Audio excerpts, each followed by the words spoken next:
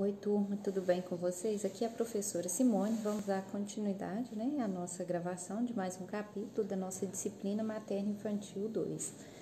Hoje nós vamos falar sobre, continuando, o tema que nós já iniciamos, as avaliações e orientações que a gente dá na visita que a gente faz ao recém-nascido e à família. Aí avalia a presença de situações de risco e vulnerabilidade à saúde do recém-nascido. Então, quando for fazer essa visita, um dos itens aí, alguns itens que tem que ser, que a gente tem que ter um olhar mais crítico, as situações de vulnerabilidade. Então, o que é essa situação de vulnerabilidade? Criança residente em área de risco, baixo peso ao nascer, que é inferior a 2,5 kg, que a gente sabe que já entra lá naquele grau de risco, prematuridade, que nasceu com menos de 37 semanas, asfixia grave ou apegar menor do que 7, lá no 5º minuto, lembrando, que no 1º minuto ele pode até apresentar um apegar menor, mas no 5º minuto tem que estar de 7 a 10, que é o ideal, depois de 5 minutos ali mais ou menos que ele nasceu. Internações, intercorrência, mãe com menos de 18 anos de idade, que entra lá nos fatores de risco que a gente já viu anteriormente, mãe com baixa escolaridade, menos de 8 anos de estudo, que isso interfere ali na compreensão, até questão da leitura mesmo, de interpretação. Então, essa baixa escolaridade também entra na questão do risco. História familiar de morte de criança com menos de 5 anos de idade, redução de lesões não intencionais, melhoria na detecção e no manejo da depressão pós-parto e melhoria na prática da amamentação. Então, essas lesões não intencionais são aquelas lesões que acontecem, a família não tem ali intenção de lesionar o bebê, mas acaba por uma situação de risco, por estar exposto a uma situação de risco, acaba acontecendo. Então, quando faz essa visita, tem que estar atento também, para diminuir, no caso, reduzir essas lesões não intencionais. E a melhoria na prática da amamentação, a gente vem sempre batendo nessa tecla, da pega correta, do manejo correto, para ter uma amamentação, para melhorar essa amamentação mesmo, para a mãe ter condições do que é preconizado, pelo menos até os 6 meses de idade, esse aleitamento materno exclusivo. Aí outras situações reconhecidas de vulnerabilidade: aleitamento materno ausente ou não exclusivo, gestação gemelar, malformação congênita, mais do que 3 filhos morando junto, ausência de pré-natal, problemas familiares e socioeconômicos que interfiram na saúde da criança, problemas específicos da criança que interfiram na saúde, não realização de vacinas, identificação de atraso no desenvolvimento e suspeita ou evidência de violência. Então, se a mãe, se tem um relato aí que não consegue amamentar ou não está exclusivo, a gente também vai ter um olhar, mais apurado sobre gestação gemelar, que a gente sabe que a gravidez gemelar já entra no risco desde a gestação, uma formação congênita, mais do que 3 filhos morando junto, problemas familiares, socioeconômicos que interfiram, interfira aí nos problemas que vai ocasionar problema de saúde para essa criança. E a não realização de vacina, a gente tem que estar observando, orientar desde o pré-natal a questão aí do cartão, da vacinação. Aproveita essas consultas para olhar, para estar orientando a família, está levando, para tomar as vacinas. E sempre que fizer, sempre nessas visitas, está orientando, e todas as consultas, sempre que oportuno, verificar esse cartão para ver se está tudo ok. Aí, entre as situações familiares consideradas de vulnerabilidade, encontram-se as seguintes: gravidez de alto risco ou eventos traumáticos para a mãe durante a gestação, presença de rupturas ou conflitos do casal quando da descoberta da gravidez, separações e lutos na família, mãe em situação de sofrimento agudo ou diagnóstico de doença mental, parto difícil ou traumático, pais com dificuldades de assumir a parentalidade, tornar-se pai, tornar-se mãe e famílias com problemas múltiplos, drogadição, alcoolismo, pobreza, condições crônicas.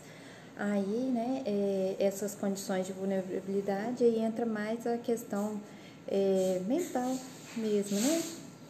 A questão psicológica aí, que é a ruptura, né, o conflito casal, que às vezes descobre uma gravidez e acaba não sendo, né, quando não é uma gravidez planejada, de repente há separação aí do casal, aí já entra aí nessa vulnerabilidade. Ou a mulher entra em depressão após descobrir, quando também, né, de repente não era esperado, não era o momento da vida, não planejou, né, acontecer essa gravidez, que a gente sabe que muitas vezes a gravidez pode ser desejada, porém não planejada. Talvez a mulher quer ser mãe, mas não naquele momento, ou não planejou e de repente descobriu ali uma gravidez. E problemas com droga, com álcool, né, pobreza, são condições crônicas que vai interferir, vão ser consideradas aí de vulnerabilidade para essa criança, né, por caso para esse recém-nascido. Aí promova e apoia o aleitamento materno exclusivo e auxilia a formação ou fortalecimento do vínculo entre pais e o bebê. A criança que é alimentada somente com leite materno até os 6 meses de vida apresenta menor morbidade, por isso maiores são os efeitos benéficos à sua saúde. Estimule a amamentação, oriente a livre demanda, frequência e duração e não prescreva suplementação desnecessária com outros leites. Essas são algumas orientações que serão mais bem abordadas, né, no capítulo específico aí da alimentação saudável, que a gente vai ver mais para frente, quando for falar da alimentação saudável, mas o que é preconizado, né, que estimule esse aleitamento materno e que não oriente, porque sempre tem alguém para orientar para tomar um chá, às vezes por causa da cólica, dar uma mamadeira para o bebê dormir mais, enfim, tem sempre essas orientações, né, que a gente escuta aí no dia a dia. Mas a orientação aí do Ministério da Saúde é que a gente oriente o aleitamento materno exclusivo e livre demanda. Lógico, né, que tem que acompanhar aí também, a gente já viu que a gente vai acompanhar se a criança está no peso adequado, crescimento, desenvolvimento adequado também. Se tiver alguma intercorrência, aí sim, o pediatra pode estar prescrevendo ou avaliando o que está acontecendo, que essa mãe não está conseguindo também suprir as necessidades. Mas a orientação que a gente dá a princípio é o aleitamento materno exclusivo até o 6º mês. A formação ou fortalecimento do vínculo entre pais e o bebê é importante também para auxiliar os pais na percepção das necessidades do bebê e para estimulá-los a prover os cuidados necessários a ele. Os profissionais devem ainda propiciar espaço para o esclarecimento de dúvidas e manifestações de sentimento do cuidador em relação ao bebê.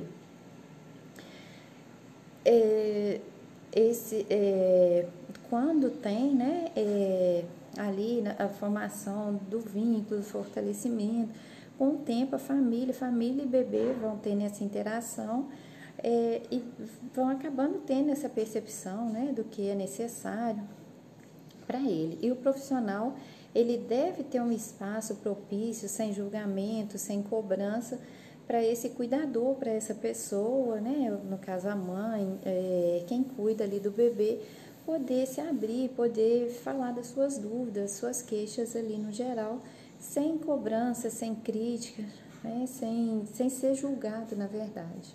Que a gente está ali para ajudar e não para julgar a situação que a pessoa está vivendo. Até que a gente tem que ter essa confiança para que a pessoa se abra, para que a pessoa confie, tem que ter esse feedback. O procedimento de orientar os pais sobre o desenvolvimento social do bebê pode promover maior vínculo entre eles. O melhor momento para interagir com o bebê é quando ele se encontra quieto, mas alerta, com os olhos bem abertos, como se estivesse prestando atenção. A interação entre os pais e seu bebê, assim como de outros familiares com a criança, pode ser estimulada conhecendo-se as competências do bebê. Para uma melhor interação com o bebê, é interessante alertar a mãe e os familiares de que alguns recém-nascidos a termo, em situações especiais, principalmente no estado quieto alerta,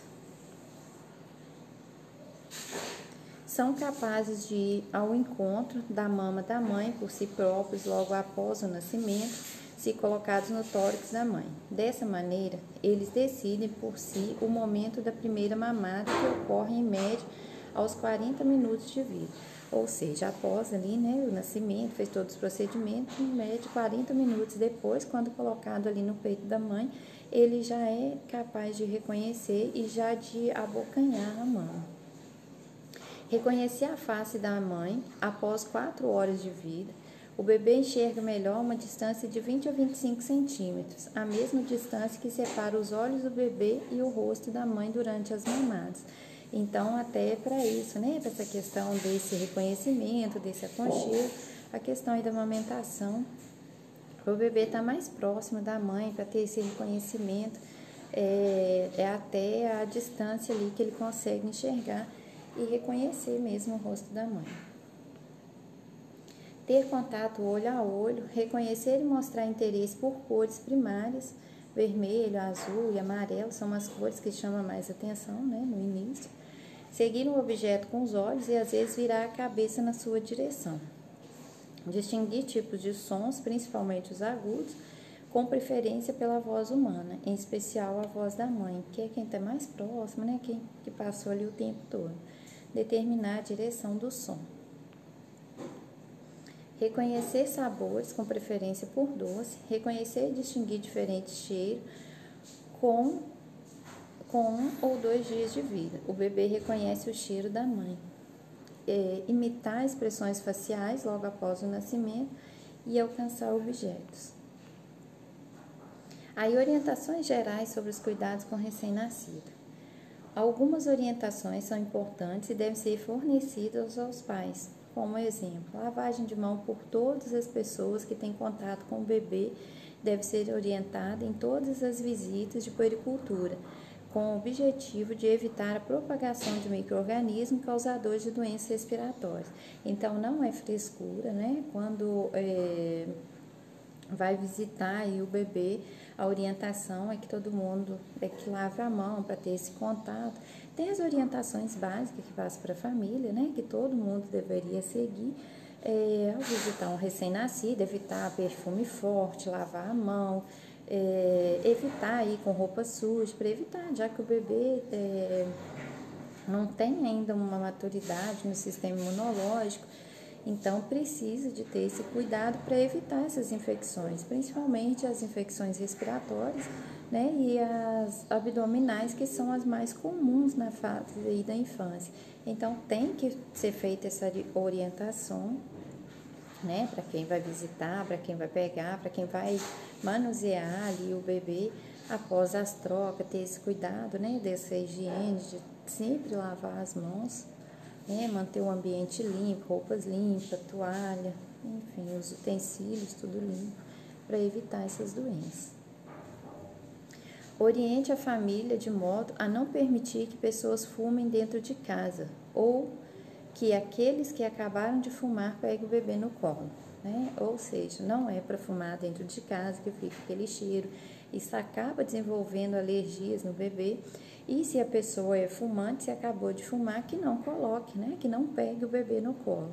Mesmo lavando a mão, a gente sabe que ainda fica aquele cheiro, aquele resquício do cigarro. Oriente a respeito do banho e sobre os cuidados com o coto umbilical, que deve cair nas primeiras 2 semanas. Para isso, o coto deve ser mantido limpo e seco. Oriente-os também sobre a troca de fralda, a prevenção de assadura, os hábitos de sono e os diferentes tipos de choro. Na troca de fraldas, a fim de evitar as assaduras, Os cuidadores devem secar bem o bebê após o banho e não podem utilizar talco. Então, orientação aí sobre o banho, né? Cuidados básicos, temperatura da água para evitar queimadura, cuidado com o bebê também na pega ali para não deixar o bebê na posição do bebê, que às vezes estão indefesos, deixar o bebê enfiar o rosto dentro da água, cair dentro da banheira. Quanto à questão com coto umbilical, é só uma gazinha, né, embebida no álcool, porque tem muita gente que ainda orienta, que a gente escuta ainda o tempo todo, colocar faixa, colocar moeda, colocar pó, colocar um monte de coisa, ou seja, essas coisas são totalmente contraindicadas, né? Não deve colocar nada, mesmo que o umbigo seja, o umbigo tá para fora, o umbigo é grande, enfim, não é para colocar nada. É só a gazinha, fazer higiene, né? Pode lavar direitinho ali no banho, seca, tem que estar bem sequinho para evitar essa umidade ali. Coloca uma gazinha com um pouquinho de álcool 70. Não precisa fazer mais nada. Cuidado com a fralda, né? Para não deixar esse umbigo também umedecido de xixi. Aí a prevenção da assadura, não deixar o bebê muito tempo. Fez o cocô, fazer higiene, não deixar muito tempo de xixi. Essas trocas mesmo de fralda. E após o banho, deixar o bebê bem sequinho também, que essa umidade aí também, se não seca direito, principalmente nas dobrinhas ali, isso pode causar assadura. Oriente a respeito da posição supina, que é de barriga para cima, para dormir, e a sua relação de proteção com a morte súbita do lactante. Caso se pratique coleto, quando o bebê é colocado para dormir na cama dos pais, alerte-os para os casos em que certos comportamentos dos pais, como o hábito de ingerir bebida alcoólica, o uso de drogas ilícitas ou cigarro, a utilização de medicamento que age no sistema nervoso central ou quando os pais se encontrarem muito cansados, podem acarretar maior risco de morte súbita para o bebê. A orientação é que o bebê, né, coloca o bebê sempre de barriga para cima. Existem algumas teorias, né, algumas pessoas que acreditam que o bebê tem que dormir com a barriguinha para baixo, mas a orientação do Ministério da Saúde é barriga para cima, para evitar asfixia, que às vezes o bebê pode mamou, se ele, né, der uma golfada ali, asfixiar com o próprio golfo, né, do bebê. A gente sabe, né, que a orientação sempre depois da mamada, colocar o bebê para arrotar, ou se ele não arrotar, segurar por um período até garantir que esse leite vai assentar direitinho no estômago. E caso os pais colocam o bebê para dormir, né, que a gente sabe, existem muitos relatos de mortes súbitas de bebês por isso, que às vezes a mãe, por exemplo, no cansaço ali, acaba dormindo em cima do bebê e pode levar, né, a casos de mortes súbitas. Então, se a orientação é que não durma todo mundo junto, mas se tem que dormir junto para tomar cuidado, porque às vezes a mãe é muito cansada, ou se toma remédio para dormir, faz uso de bebida alcoólica, tanto a mãe quanto o pai se dormem tudo ali na mesma cama, para tomar cuidado, porque o bebê é muito indefeso. Às vezes pode acontecer, né, de um adulto acabar rolando, deitando em cima dele e ocorrer a morte súbita. Além de lesões não intencionais, ao cair da cama, ao ser prensado ou sufocado por um dos dois pais, principalmente quando se trata de crianças menores de 4 meses. Também por segurança, os pais devem ser instruídos a não dormir com o bebê em sofás ou poltrona. Além de deixar o bebê cair da cama, pode ser prensado, deitar em cima dele, enfim. E na poltrona também, ou em sofá, pode deixar o bebê cair, ou ser, né, arremessado de cima. Então, a gente orienta que não faça, Existem também boas evidências para o aconselhamento antecipado referente ao choro noturno e aos diferentes significados do choro: fome, desconforto, dor. Durante a avaliação de uma criança cujos pais queixam-se de choro excessivo, os seguintes aspectos devem ser avaliados: Com o tempo, os pais vão descobrindo também, né, acabam conhecendo o choro do bebê, que o relato que a gente vê de mães, com o tempo, vai identificando cada tipo de choro, o que o bebê está sentindo, mas até que isso aconteça, né, algumas orientações. É o estado geral da criança, história de pré-natal e perinatal, momento de início e duração do choro, tensão no ambiente, hábitos de alimentação, diurese, evacuação, dieta da mãe se estiver amamentando, refluxo gastroesofágico, história familiar de alergias, respostas dos pais referente ao choro e fatores que aliviam ou agravam o choro. Então pode, né, a questão da alimentação, a orientação sempre que tem quanto às mães que estão amamentando, determinados alimentos podem causar cólica no bebê, tensão no ambiente, né? Se tem um ambiente com muito barulho, muita briga, isso também pode alterar ali o humor do bebê. Refluxo, né? Às vezes o bebê sofre de refluxo. História familiar de alergia, o bebê pode estar desenvolvendo, né, ou ter alguma alergia, por isso esse choro constante. E resposta do pai, como que os pais reagem quando a esse choro. Em relação ao uso de chupetas, né, que são os bicos, atualmente a introdução desse hábito tem sido desaconselhada pela possibilidade de interferir negativamente na duração do aleitamento materno. Entre outros motivos que são abordados, né, mais para frente, sobre a saúde bucal, embora não haja dúvidas de que o desmame precoce ocorre com mais frequência entre as crianças que usam chupeta, ainda não são totalmente conhecidos os mecanismos envolvidos nessa ação. Né? Mas pelo menos orienta que não utilize, até pela questão aí da preferência, né, do bebê. Prevenção de acidentes. Além das recomendações anteriores de cuidados com o bebê, deve-se cuidar da temperatura do banho. A temperatura ideal da água é de 37 graus Celsius e não se deve deixar a criança sozinha na banheira, mesmo que com pouca água. Oriente a família a manter as grades do berço em boa distância. A distância entre as ripas da grade e do berço não deve ser superior a 6 centímetros. Oriente a família a utilizar cobertas leves e travesseiro firme para evitar a sufocação do bebê. Se estiver frio, é preferível agasalhá-lo com maior quantidade de roupas do que cobri-lo com muitas cobertas. Alguns pediatras orientam a nem cobrir, porque o bebê pode rolar ali, pode asfixiar. Protetor de berço também, enquanto o bebê é muito pequenininho. Então, a orientação é que coloque mais roupa para evitar que ele sinta frio do que ficar jogando coberta em cima dele, que ele pode rolar, pode puxar essa coberta e pode morrer asfixiado, né, com esses cobertores. E a questão de deixar o bebê sozinho, independente quando ele está sentando, que ele já está se movimentando, é perigoso porque eles não têm muita noção. E qualquer pouquinho de água, dependendo da posição que ele tiver, ele também pode ir a óbito por pouco tempo, né? Por um descuido ali. Questão da banheira também, o local de colocar a banheira. Tem que tomar muito cuidado, que às vezes coloca em lugares mais altos, a banheira pode cair, ou de deixar, ou seja, bebês a gente nunca deixa sozinho, né? Que é um piscar de olhos e acidentes acontecem.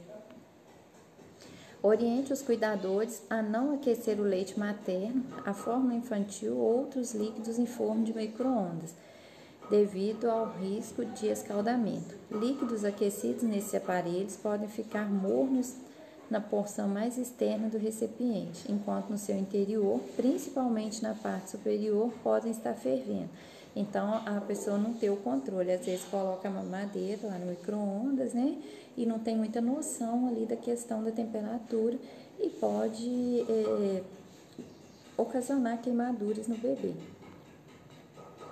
O transporte do bebê em automóvel deve ser feito sempre no banco traseiro, em cadeirinha especial para o lactante, com cinto de segurança e com a criança posicionada na cadeirinha apropriada de costas para o motorista. A criança não deve ser deixada perto de animais, mesmo os animais de casa, pois eles podem ter reações imprevisíveis. Quanto à cadeirinha, sempre na posição, né? As cadeirinhas porque existe os bebês de conforto, cadeirinha, vem apropriado, no manual vem a indicação para cada idade, para cada peso, vem indicando direitinho no manual. A questão da criança ser deixada perto de animais, às vezes a família acha que é um animal muito dócil, mas tanto a criança, né, pode ter atos imprevisíveis ali com esse animal e o animal também tem uma reação imprevisível. Então, para evitar acidentes, nunca deixar perto, nunca deixar sozinho com esses animais, nem ficar tocando, ficar puxando, né, melhor manter um pouquinho a distância. Realização do teste do pezinho. Teste do pezinho feito na criança logo após o seu nascimento, conforme estabelece o Programa Nacional de Triagem Neonatal, permite a detecção da fenilcetonúria e do hipotireoidismo congênito, fase 1 do programa, e de hemoglobinopatias na fase 2, doenças que podem ser tratadas prevenindo o retardo mental, que as duas primeiras enfermidades podem ocasionar, e as infecções e outras complicações que frequentemente podem ocasionar a morte de crianças com imunoglobinopatias. Aí a pesquisa de imunoglobinopatias inclui a detecção de anemia falciforme e do traço falciforme, que mesmo assintomático traz implicação genética para a família. A fase 3 do PNTN acrescentará a triagem da fibrose cística ou mucoviscosidade. O teste deverá ser feito a partir do 3º dia de vida da criança, quando já ocorreu uma ingestão adequada de proteína, e só é possível analisar com mais segurança o metabolismo da fenilalanina, evitando-se resultados falsos negativos para a fenilcetonúria. Além disso, a dosagem de um hormônio estimulante da tireoide, que é do TSH, nas primeiras 24 horas de vida, pode acarretar um aumento de falso positivo para hipotireoidismo congênito. A questão do teste do pezinho também, quando a mãe já sai, já deve ter essa orientação, durante o pré-natal, que a gente já viu que todas essas orientações de exames, de questão da imunização, que isso tudo tem que ser feito no pré-natal. Mas lá na primeira visita lá de orientações também tem que ser reforçado, quanto à questão da mãe não deixar, ou a mãe ou o cuidador, de levar o bebê para fazer o teste do pezinho.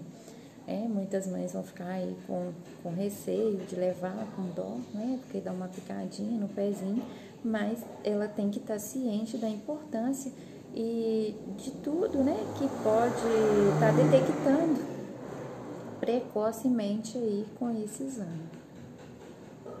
Aí assim, a coleta do exame deve ser realizada entre o 3º e o 7º dia de vida da criança.